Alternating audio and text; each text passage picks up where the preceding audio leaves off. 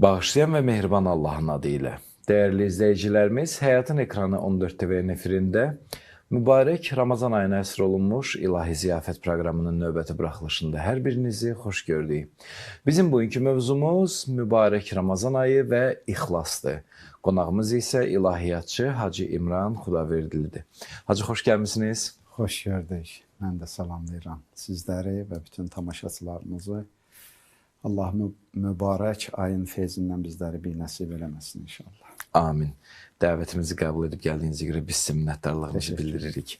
Hacı, ümumiyyətlə, ixlas mövzusu çox həqiqətən də əsaslı, köklü mövzulardandır ki, hətta demək olar ki, bütün əməllərin kökündə dayanan mövzudur.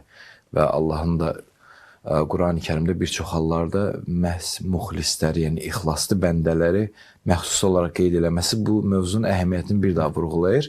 Amma elə mübarək Ramazan ayının kontekstində söhbətimizin daxilində bu ixlas mövzusuna toxunacağıq.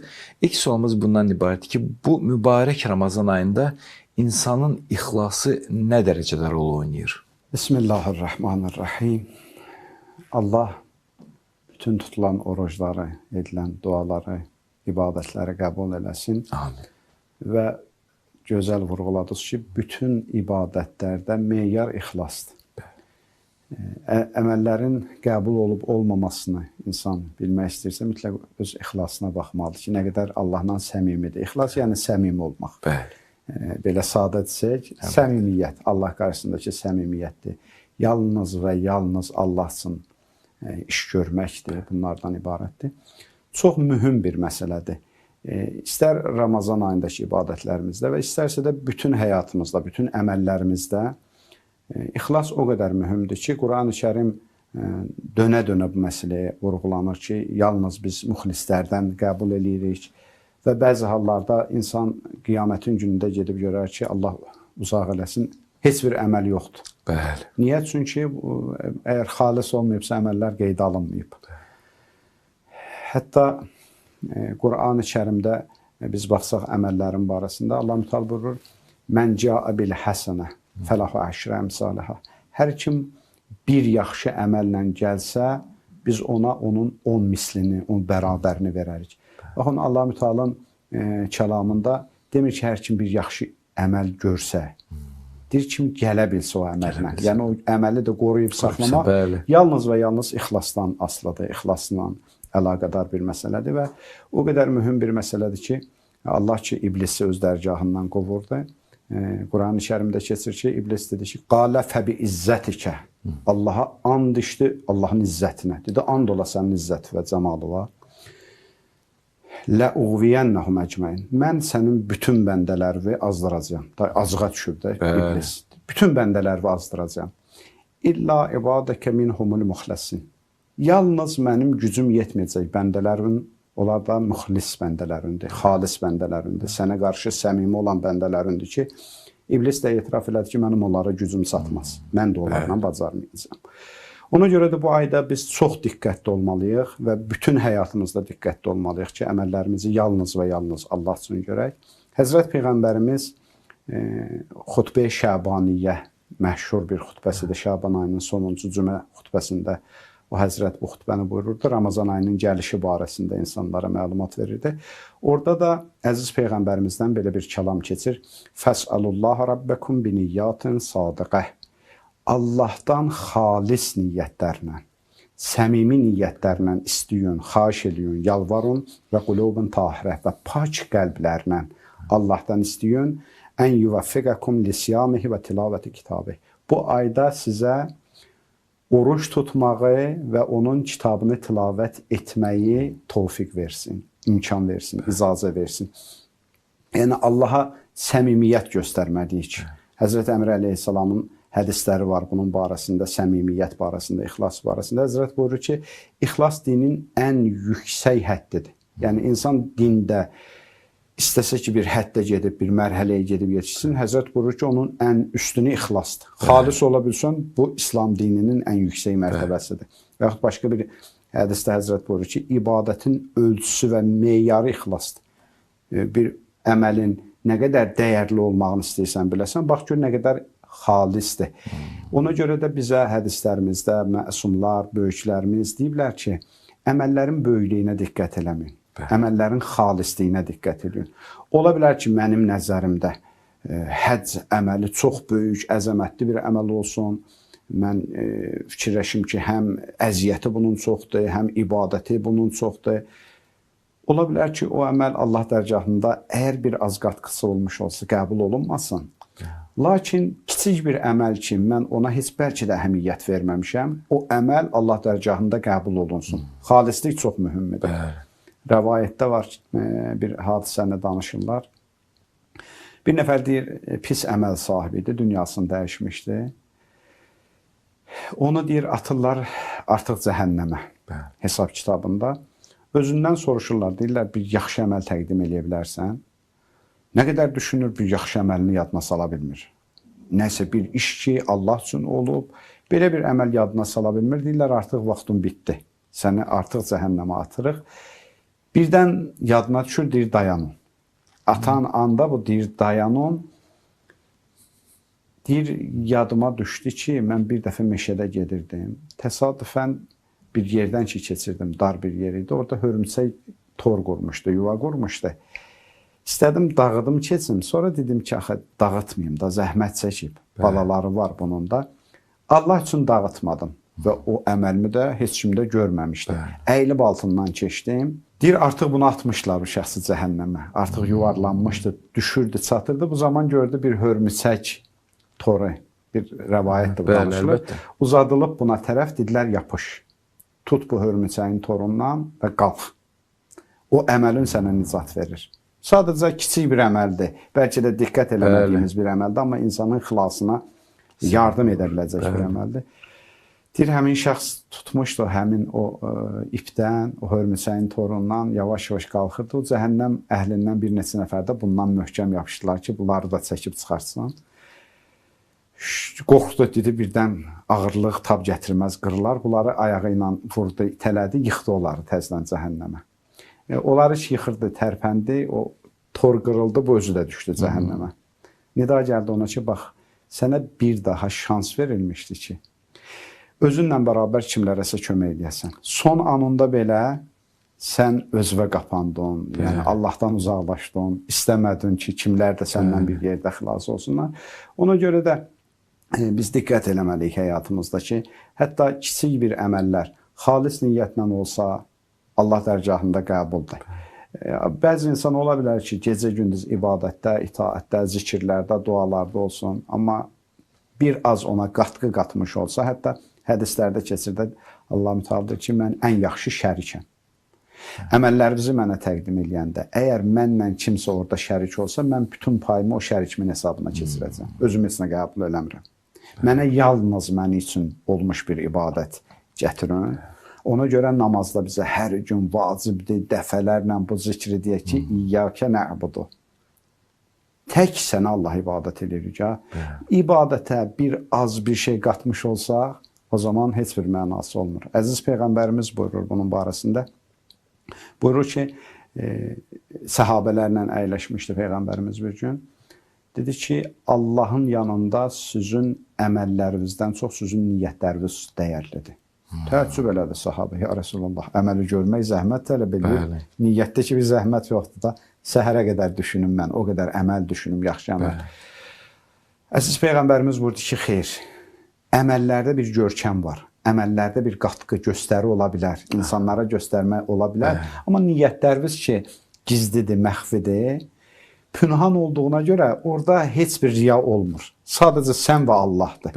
Ona görə niyyətlər xalis olduğuna görə əməllərdən daha qiymətlidir Allah yanında və Həzrət Əmir əleyhissalam da buyurur ki, əməlləri xalisləşdirmək çox çətin bir əməldir. Elə də asan bir məsələ deyil ki, insan elə istədiyi vaxt əməlini xalisləşdirə bilsin. Bir də İxlas mövzusu o qədər geniş bir məsələdir ki, baxın, bizim bir fitrətimizdə bir hal var. Biz özümüz də belə özünü göstərən insanları sevmirik. Bəli. Hətta bizə yaxşılıq eləyib, biz üçün bir iş görüb. Amma kobud deyək də, özün gözə soxmaq istəyir.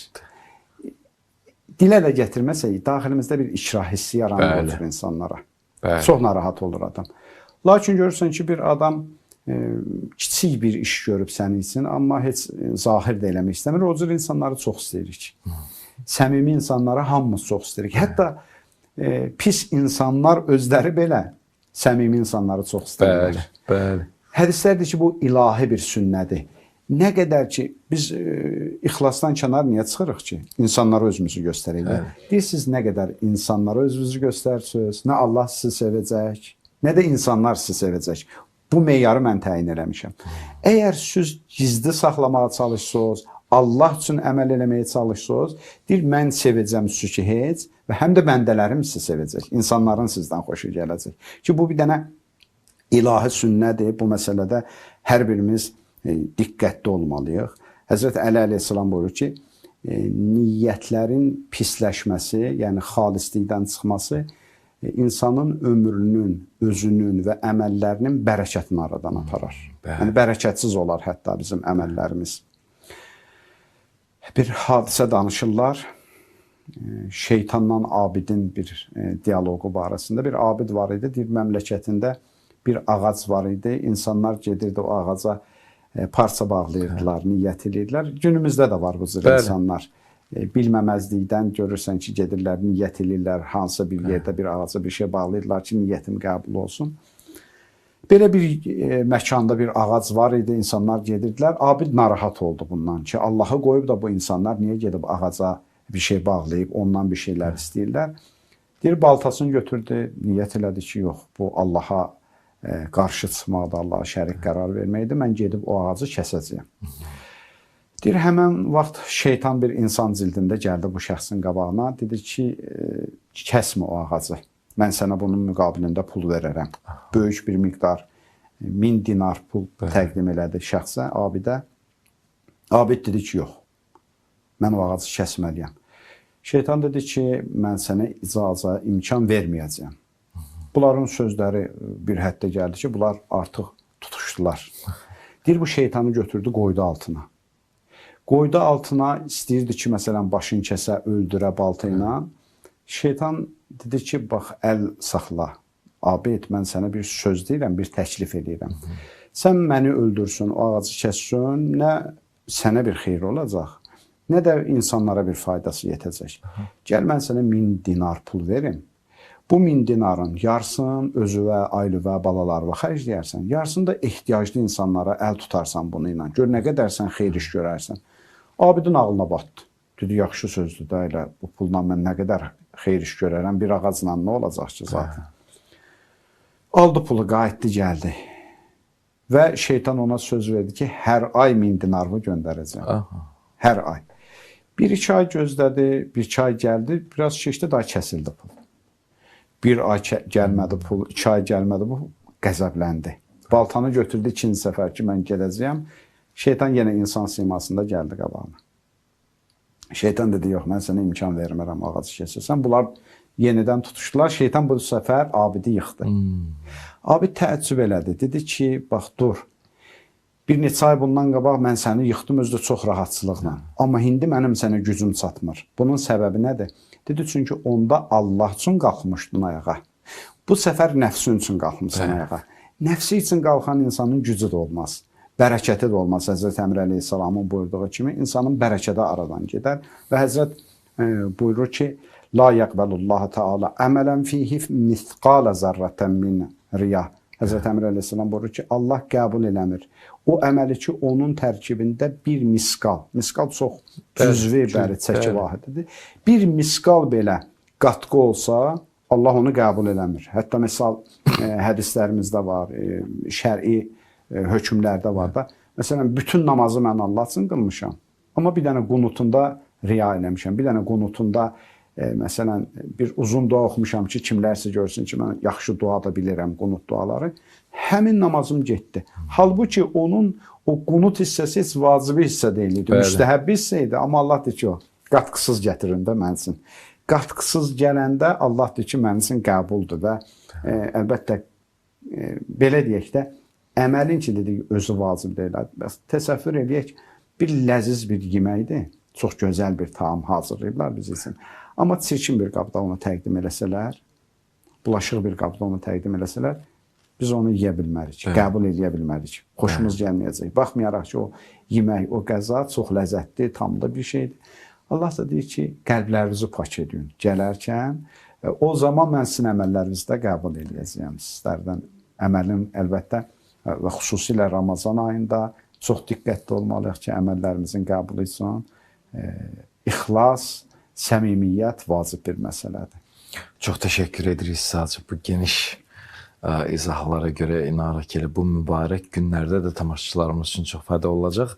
Hacı, ümumən insanın, hər bir insanın bir növ, bir cür ixlası olur təbii ki. Çünki hamı pak fitrət üzərindən yaradılmışdır.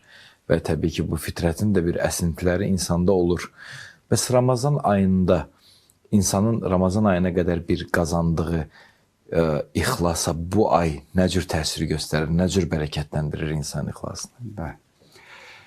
Əlbəttə, həm Ramazan ayına görə bizə deyiblər ki, gərək Rəcəb və Şaban aylarında diqqətli olaq ki, ixlasımız möhkəmlənsin, güclənsin ki, Ramazan ayında artıq bizim əməllərimizə çox diqqət olunmalı zamandır. Və eyni zamanda Ramazan ayının orucunun özündə belə bir ecaz var ki, insan istər-istəməz xalisləşməyə başlayır. Xanım Zəhra salamullahi aleyhadan bir hədis var. Bütün ibadə əməllərin səbəblərini orada izah eləyir. Orada oruc hissəsinə gəlib satarkən Xanım Zəhra salamullahi aleyha buyururlar: Siyam təthbitən li ixlas. Oruc sizin ixlasınızı sabitləşdirmək üçün mühüm bir ibadət növüdür.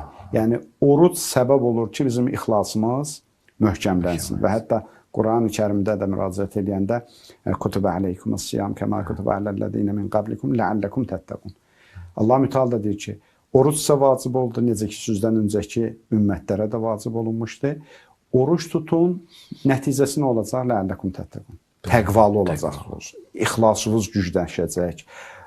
Ona görə də Ramazan ayının orucunun özünün belə bir xarakteri var ki, bizim ixlasımızı möhkəmləndirsin, gücləndirsin. Və diqqət eləsək, bütün əməllərin şəkli forması var. Bəli. Bütün əməlləri. Namaz qılıram, hamısı görür. Həccə gedirəm, hamısı görür. Zikr eləyirəm, insanlar görür. Nə iş görsək, bir şəkli, bir forması var. Yeganə əməldir ki, insanlara özümüz izhar eləməsək, heç kim bilmir ki, biz orucuq ya oruç deyilik. Biz əhləşmişik burada, insanlar nə bilsin ki, biz orucuq oruç deyilik. Ta ki, biz onu dilə gətirməsək. Demək ki, Ramazan ayının orucunun, ümumiyyətlə oruç tutmağın ən gözəlliyi burasındadır ki, o xalisliyinə, insanın müxlisliyinə orasında təsir qoyur ki, bu əməli dilə gətirməyənə qədər şəkli yoxdur ki, biz bundan bir göstəri verək. Bəli. İnsanlara təqdim edirik. Sadəcə oturmuşuq. Göstərmirik, heç kim də bilmir. O zaman bu əməl daha çox bizim həyatımızda təsir qoyur və təsir qoyandan sonra da əlbəttə bunun üzərində də biz özümüz çalışmalıyıq. Nə qədər ki, təsir qoyur, müğayət olmalıyıq bu əməlin keyfiyyətindən. Bir hadisə nəql edirlər tarixdə. Həzrət İsa aleyhissalam bir nəfər abidlə bir yol getməli oldular. Gəldi, təqribən bir çayın kənarında çatdılar ki, bu çayın o biri tərəfinə keçməlidirlər. Böyük su hövzəsi də keçməlidirlər. Abid dedi ki, ya İsa, necə keçək? Həzrət İsa dedi ki, narahat olma. Bismillah deyib qədəm qoyacaq suyun üzərinə. Biiznillah biz bunun üzərindən keçəcəyik. Heç narahat olma. İxlaslı ol, Allaha müxlis ol. Xalis qəlblə sən bir dənə Bismillah de, qədəmini qoy suyun üzərinə. Həzrət İsa aleyhissalam Bismillah dedi, ayağını qoydu. Abid də Bismillah dedi, ayağını qoydu. Bir qədəm, iki qədəm, baxdı ki, suyun üzü ilə gedirlər. Birdən suyun ortasında Abid batdı suya, qərq oldu. Həzrət İsa aleyhissalam əlindən tutdu, çəkdi, çıxartdı onu. Qəddin nə keçdi zəhnindən? Batmaqda səbəb nə oldu? Dedi, ya İsa, düzün desəm, sənin ardınca mən də bu suyun üzündən qədəm götürüb gedirdim. Birdən ürəyimdən keçdi ki, Həzrət İsa'nın ki, bu boyda məqamı var. Mənim Həzrəti İsa'dan nəyim əskikdir? O da suyun üzü ilə gezir, mən də suyun üzü ilə gezirəm. Qürrələndi. Qürrələndi. Deyir, Allah, Həzrəti İsa aleyhissalam oldu ki, Allah buna görə səni qərq elədi. Ki, başa düşəsin. Bəli. Yəni, biz bu əməllərimiz ki, Ramazan ayının əməlləri xüsusi əməllərdir, xüsusi günlərdir, xüsusi gecələri var bu Ramazan ayının. Həzrət Əli aleyhissalam buyururlar ki, Qədir gecələrində Allaha boş əllə gəlin, boş əllərinizi təqdim edin. Ki, Allah, bir şeyimiz yox idi, az gətirək. Təqdim eləməyə heç nəyimiz yoxdur. Hətta Həzrət Əmr əleyhissalam Həzrət Səlman dünyasını dəyişəndə onun kəfəninin üstünə bir cümlə yazdı. Həzrət yazdı ki, ya Səlman, elə ki, qəbirdə səndən soruşsalar ki, Səlman, nə gətirmisən? Cavab verərsən ki, Kərim qapısına gəlmişəm. Bir şey gətirməyimə ehtiyac yoxdur. Boş əllə gəlmişəm. Ona görə də bu ayda əməllərimizdən müğayət olaq, əlimizi boş bilək, əməlimizi heçə sayaq ki, o zaman ixlasımızdan da müğayət olmuş olaq. Amin inşallah. Teşekkür ederiz Hacı. Hacı, insan Ramazan ayında əlbəttə ki, səy göstərən, istər az, istər çox, fərq etmir, Allahın xüsusi lütfüne müyəssər olur. Allahın bəxşişindən qazanmış olur, nemətindən faydalanmış olur. Və bu nemətlərdən də biri təbii ki, ixlasın artırılmasıdır.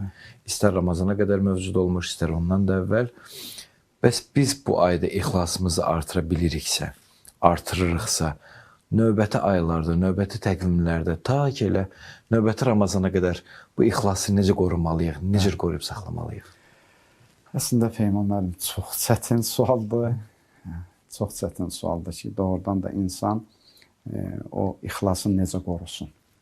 O əməlləri necə qorusun? O əməlləri biz necə qəbrə qədər aparıb özümüzdən çatdıra bilək?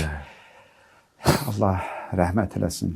Şeyx Əli böyük alimlərdən olub, Azərbaycanımızın böyük alimlərindən olub. Nəcəfdə 25 il dərs oxuyub gəlmiş böyük alimlərdən olub. Bir kəlamı var idi, deyirdi, bir özümüzü salamat qəbrə çatdıra bilsəydik. Zahirən biraz təəccüblü görsənə bilir bu söz, amma bətnində bu kəlamın nə qədər mənalar yatır ki, doğrudan bir salamat bu özümüzü, imanımızı, əməllərimizi bir ömür ki, yaxşı ibadət elədik, itaat elədik, Allaha bəndəçilik elədik. Bunları aparıb qəbrə çatdıra biləcəyikmi? Bu Ramazan ayında tutduğumuz orucu biz salamat aparıb qəbrə çatdıra biləcəyik, yoxsa Ramazan ayından sonra yandırarıq bu əməlləri gedər və hədislərimiz, ayələrimiz də bunun barəsində var ha, insanın əməllərini yandıra bilir, heç eləyə bilir. Çox müğayət olmalıyıq bu məsələdə, çox diqqətli olmalıyıq bu məsələdə ki, əməllərimiz aradan getməsin. Allah kömək olsun bizə, tövfiqat versin ki, bu əməlləri yetərincə qoruya bilək. Çünki hədislər də deyir bizə ki, Ramazan ayının ilk günü Allah-u Teala bizə dəstək olsun, kömək olsun deyənə şeytanı zəncirləyir.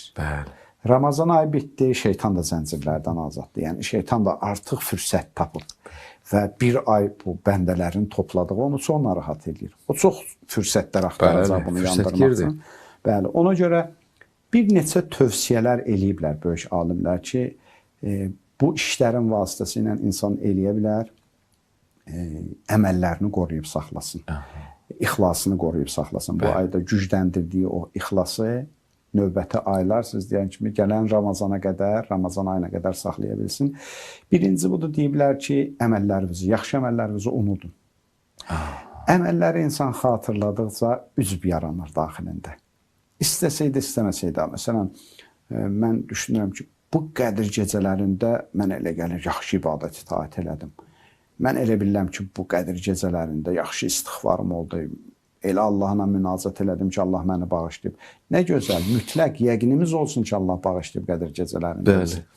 Hətta hədislərimiz var ki, Qədir gecələrində, bir də Ərafatda heç şək eləməyin ki, Allah görəsən məni bağışladı, bağışlamadı. Yəqin bilin ki, bağışladı. Amma biraz ki, əməl elədim, bir 30 gün ki, mən Allah üçün oruç tutdum, unut deyiblər bunu. Yadında saxlama. Bu şeytan tərəfindən sonra bir vəsvəsiyə çevriləcək. Yavaş-yavaş səndə üzb yaranacaq bunun səbəbi ilə. İkinci məsələ deyiblər ki, əməlləri unudandan sonra çalışın ki, əməlləri barəsində çox danışan insanlardan otur-dur eləməyin. Onlar danışanda yavaş-yavaş sözlərdə təsir qoyacaq. Bəzən olur da, görsən, məsələn, 5 nəfər oturub gecə namazından danışır. Əgər gecə namazı qılmısansa, bir gün bir təhər dözürsən, səbr edirsən, onlar danışırlar. İkinci gün də danışırlar. Üçüncü gün sən də deyirsən ki, hə, gecə namazında məsələn bu ləzzət var. İstər-istəməz açıb danışacaqsan. Ona görə deyirlər, biraz müğayət olun məsələlərdə. Və o yaxşı əməlləri unudandan sonra özünüzü deyirlər, təvazökar aparın. Tarixdə yazırlar, Molla Abdullah Şuştəri adlı böyük alimlərdən biri var idi. Gəlmişdi Şeyx Bəhainin görüşünə. Şeyx Bəhai da dövrünün belə deyək də, əzəmətli bir alimidir. Şeyx Bəhainin ziyarətində olarkən deyir, Şeyx Bəhai baxdı ki, namaza az qalıb, həmin o alimə Şuştəriyə, Abdullah Şuştəriyə dedi ki, bəs getmə, qal, namaza az qalır. Namazı biz də qılarıq. Sən piş namazlıq eləyərsən, bir yerdə cəmaat namazı qılarıq. Deyir, Abdullah Şuştəri biraz fikrə gedəndən sonra qalxdı. Dedi ki, yox, ağa, mən üzrü bilin, çox vacib işim var. Mən getməliyəm. Çıxdı evdən, o şəxs ki, onunla gəlmişdi, yolda xəbər aldı da Abdullah. Ağa, bizim belə bir vacib işimiz yox idi. Niyə qalxdın, durdun ayağa? Dedi ki, yox, Şeyx Bəhainin ki, təklifi var idi, mən piş namazlayanım. Bir anlıq özümü təftiş elədim. Gördüm ki, Şeyx Bəhai mənim arxamda namaz qılsa, bu məndə bir ücub yaradacaq. Gör, mən hara gəlib çıxmışam ki, Şeyx Bəhai indi mənə iqtida edir. Bunu hiss elədim mən özümdə. Ona görə tez durdum, oradan çıxdım ki, mən o namazı qılmayayım orada.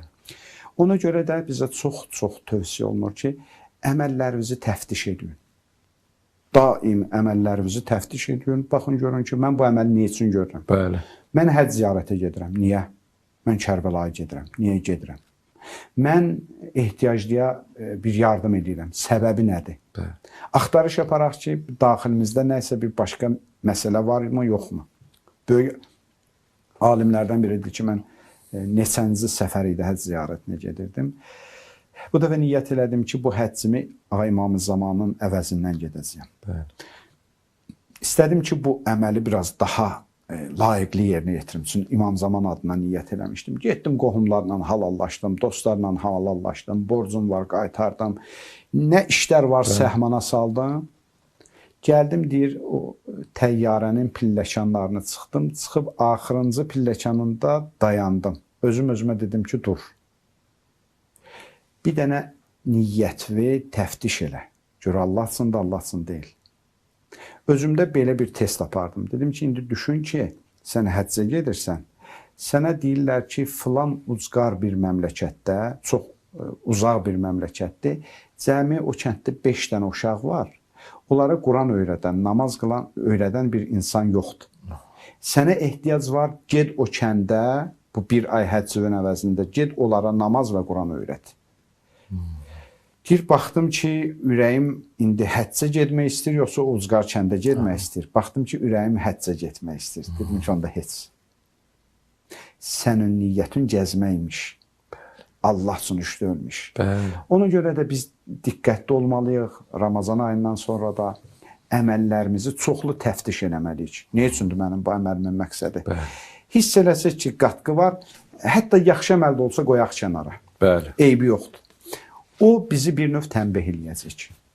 Tənbih eləyəcək. Bir əməl tərk elədim, 2 əməl tərk elədim. Axı, insan işdə görmək istəyir. Sonra axtarıcı ki, içindən bir seçmə əməllər tapaq, çıxardaq, qoyaq ortaya. Və bir də əsas məsələlərdən də biri budur ki, insan belə deyək də, fitrətən belə yaradılıb ki, mənfəət pərəst. Daim biz öz mənfəətlərimizi, çıxarlarımızı hesab kitab edirik. Belə düşünək ki, məsələn, əlimizdə bir şey var, satılıq. Onu kimə satacaq? Kim yaxşı pul versə ona? Allah Müteala Quran-ı Kərimdə nə deyir? Deyir, məndən yaxşı müştəri. Sizin canınızı, malınızın, əməllərinizin ən gözəl müştərisi mənəm. Məndən baha ala biləcəyi bir müştəri tapırsa satın. Həqiqətən də ağıl sahibi heç vaxt riya eləyə bilməz. Ağıllı insanlar, hədislərdə də var ki, ağıllı insanlar riya eləyə bilməz. O baxır ki, mən bu günləri bu işi görürəm Peyman müəllimin xatirə üçün ki, mənə bir dənə təşəkkür deyəcək. Bu boyda zəhmətin bir təşəkkür qiyməti yoxdur ki mənə. Hələ o təşəkkürü də deyəcək ya deməyəcək. Hələ hiss eləsə ki, mən onun xətri üçün bu işi görmüşəm, hələ acığı da gələcək məndən. Amma bunu heç kim üçün yox, Allahın özü üçün görsəm, Allah mənə əziz tutacaq. Bəli. Bəndələrin gözündə ucalmaq istirdim. Zaten ucaldacaq. Qiyamət hesab kitabımı yüngülləşdirəcək. Əməlimin əvəzin cənnətlə mükafatlandırılacaq. Yaxşı, bu qədər bahasına alan varsa, niyə mən ucuzuna satım? Həqiqətən. Niyə zayiliyim ki əməlimi? Ona görə bir də xüsusi bir məsələdir. Bu saydıqlarımız hamısı bir tərəfədir. Bəli. Əsas məsələ budur ki, bu ayda dualar ki qəbul olur, Allahdan yalvararaq istəyək ki, Allah əməllərimizi xalisləşdirməkdə sən bizə kömək ol. Sən əlimizdən tutmasan, biz bir şey eləyə bilmərik. Necə ki, Həzrəti Yusuf əleyhissalam Allahdan, Allahın peyğəmbəri idi. Allaha xahiş edirdi, yalvarırdı, dua edirdi ki, Allah əlimdən sən tut da. Sən tutmasan, mən də bir heçəm. Ona görə bu gecələr, xüsusilə Qədir gecələrində gedək Allahın qapısına, deyək ki, Allah, mən istəyirəm, sənin üçün bəndə olum. İçimdə, daxilimdə belə bir istək var, amma nəfsimlə bacarmıram, zəifəm. Şeytan, iblis hilələri çox güclüdür, dünyanın bərbəzəyi çox güclüdür, mənim iradəm çox zəifdir. Bunu ki, sən bilirsən, məni sən yaratmısan. Ona görə sən mənim əlimdən möhkəm tut ki, mən də sən üçün əməl edə bilim, sənə xatir işlərimi yerinə yetirə bilim, səndən başqası üçün iş görməyim və namazda İyyəkə nə'buduna elə yalandan mən deməyim. Böyük ariflərdən biri idi, sözümüzü də tamamlayırıq, yəqin ki, vaxtımız da tamam olur. Bir gün Cəmkəran məscidindən gəlirdi, başqa bir alimlə yolda rastlaşdılar. Təqribən mərhum Təbatəbayinin halından yazıblar bu hadisəni. Bir həmin alim soruşdu, dedi ki, hardan gəlirsən? Dedim ki, Cəmkəran məscidindən yalan danışmaqdan gəlirəm. Dedim, o necə? Dedi, indi elə 200 dənə yalan danışdım, orada gəldim. Getdim imam zamanı, Allaha 200 dənə yalan danışdım, gəldim. Dedim, ağa necə olur ki o? Cəmkəran məscidinin bir namazı var da, çoxlu orada İyyəkə nə'budu və İyyəkə nəstəin. Dedi, getdim, bunları təzdən Allaha yalandan, dəfələrlə təkrar elədim, gəldim. İndi əlbəttə o alimin təvazukarlığı idi. O alim həm də bizlər üçün bir ibrət qoymuş. Bəli, kinayə. Bəli, bəli. Ona görə də məsələn namazda deyirik, adam yadına salsın ki, İyyəkə nə'budu ona deyəndə Allah, doğrudan mən tək sən üçün ibadət edirəm. Əgər hiss eləsəm ki, bu deyil, adam utanmalıdır. Yəni, insafən utanmalıdır da ki, Allah, mən səni qoyub hansı qapıların dalınca düşmüşəm, haralarda gəzirəm mən. Ona görə də bu aylarda Allahdan çox istəyək ki, Allah bu ayda qazandıqlarımızı qoruyub, gələn Ramazan ayına qədər və ta qəbrə qədər aparıb çıxartmağa bizlərə müvəffəq eləsin inşallah. Amin. Hacı, çox təşəkkür edirik sizə bu səmimi söhbətinizə görə, gözəl açıqlamalarınıza görə. İnanırıq ki, Ramazan ayının bu mübarək günlərində, bu müqəddəs ayda tamaşaçılarımız üçün də çox fayda olacaq. Onlar da öz ibadətlərində, gündəlik həyatlarında məhz çıxışınızdan faydalanıb, öz ixlaslarında yenidən təftiş apara biləcəklər. Dəvətimizi qəbul edib gəldiyinizə görə sizə bir daha minnətdarlığımızı bildiririk. Biz sizə təşəkkür edirik bu şəraiti yaratdığınıza görə və tamaşaçılarımıza təşəkkür edirik. Diqqət edirik vaxt ayırıb dinlədiklərinə görə və ümidvarıq ki, inşallah öz halımızda və dinləyənlərin halında təsiri olar bu ayə və hədislərin. İnşallah. İnşallah. Təşəkkür edirik. Allah razı olsun. Təşəkkür edirik. Minnətdarıq sizə. Dəyərli izləyicilərimiz, siz İlahi Ziyafət proqramını izləyirdiniz. Mütəal Allah bu müqəddəs ayın mübarək günlərində ixlasımızı artırmağı, qoruyub saxlamağı, əməllərimizi, ibadətlərimizi, düşüncəmizi, hətta təfəkkürümüzü belə ixlaslı şəkildə, xalisanə şəkildə sırf, yalnız və yalnız Allah üçün yerinə yetirməyi nəsib etsin. Növbəti buraxılışlardayıq. Allah amandı.